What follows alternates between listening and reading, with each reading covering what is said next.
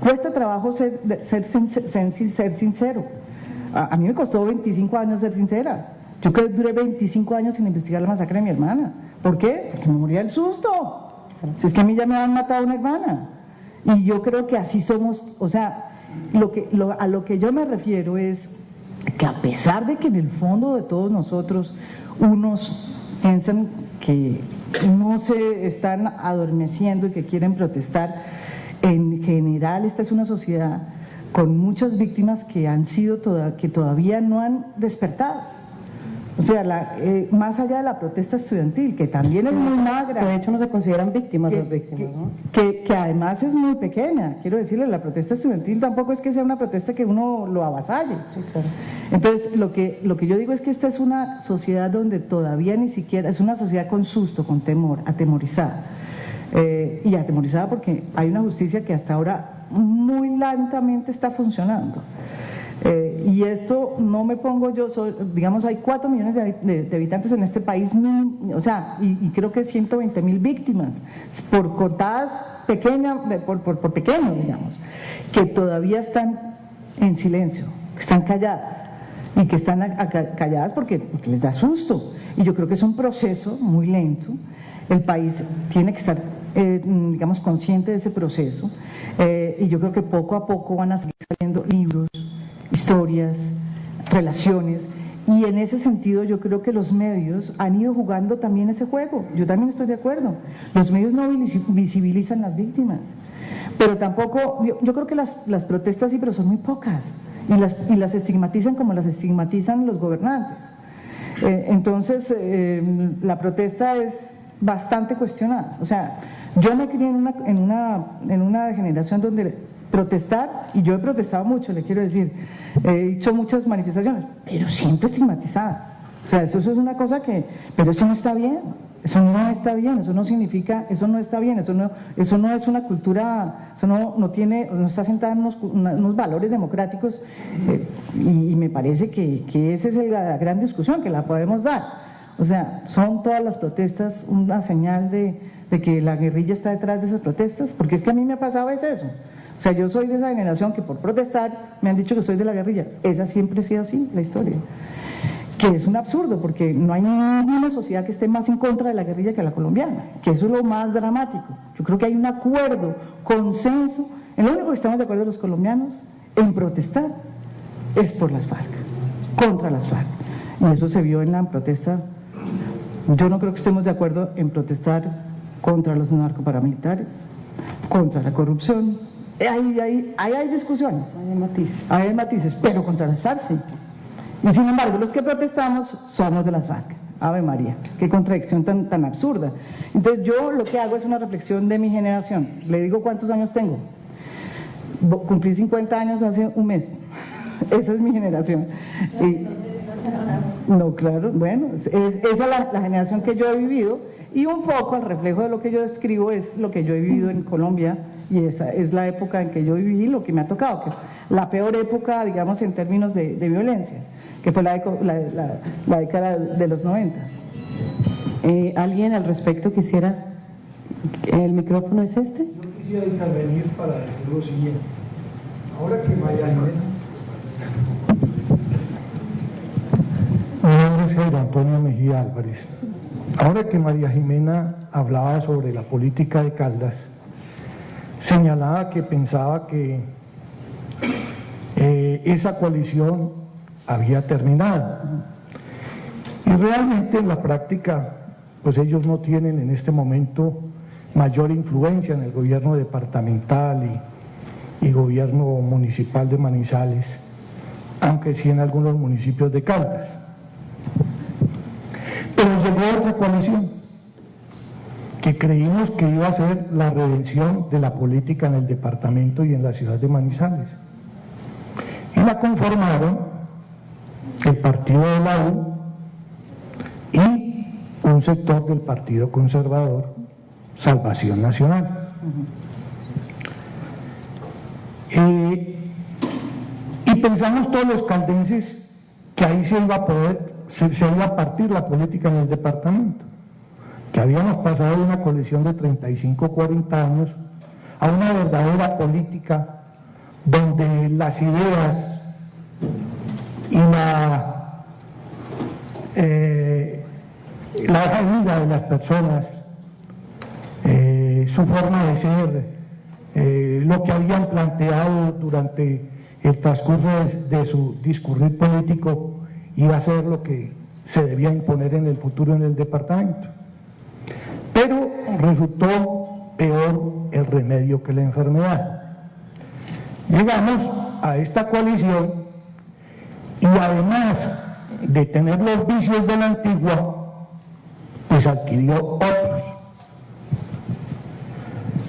A veces la ciudadanía no está muy enterada de lo que ocurre en el meollo de la política del departamento, como seguramente en la política nacional, porque hay una cierta complacencia de los medios de comunicación con quien tiene el poder en ese momento.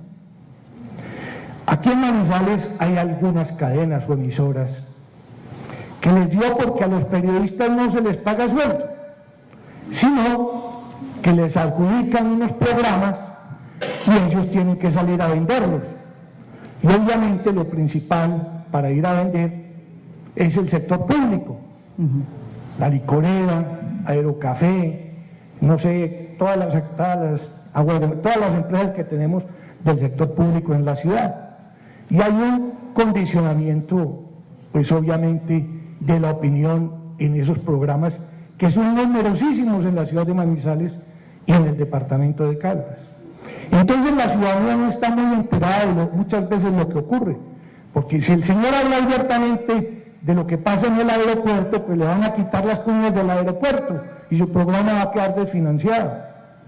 Yo creo que esa es una práctica que los directores de las emisoras en Manizales y en Caldas debieran corregir para poder informar a la ciudadanía verdaderamente lo que está ocurriendo en el departamento.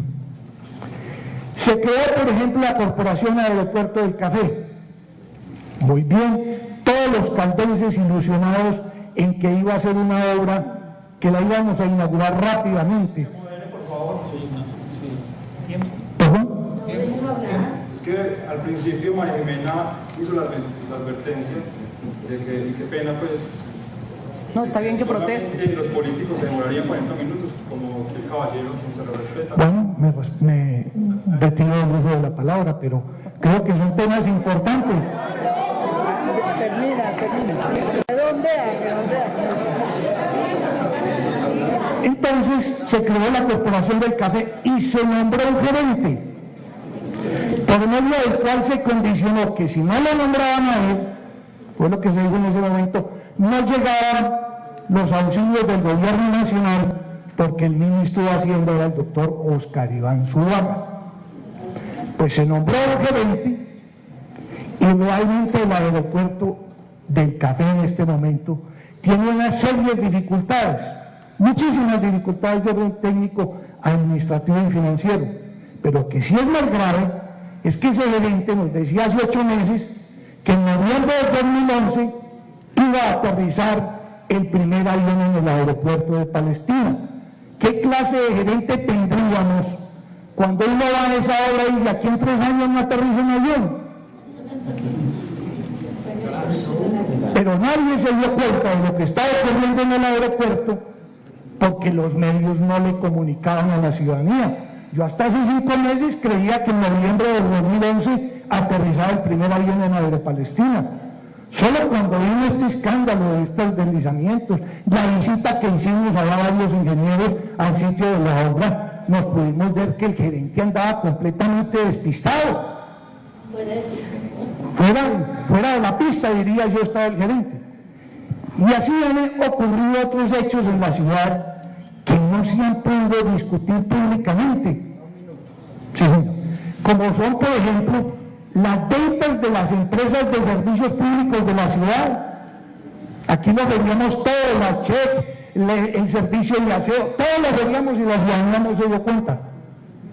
Cuando teníamos para conformar una empresa de aseo, de socios a todos los manizaleños que quisieran comprar acciones, las 10 personas más ocupadas de la ciudad fueron los que se dieron cuenta que esa empresa se iba a conformar.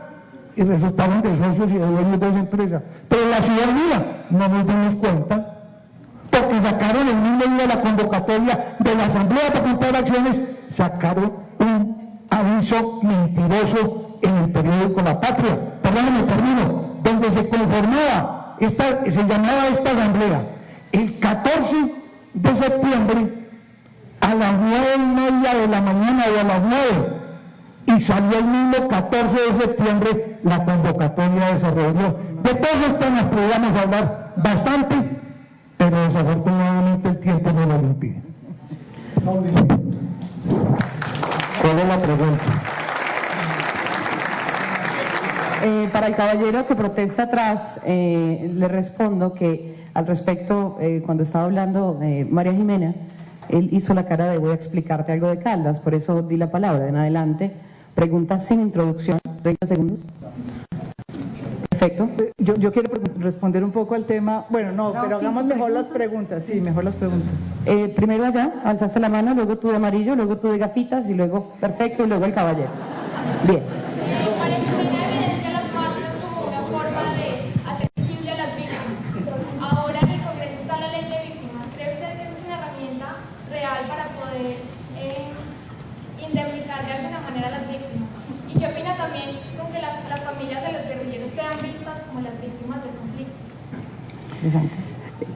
Sí, no, de una vez le respondo lo de las víctimas, que es muy importante. Lo que es interesante, o sea, ¿cuál es el temor que hay frente a la ley de víctimas?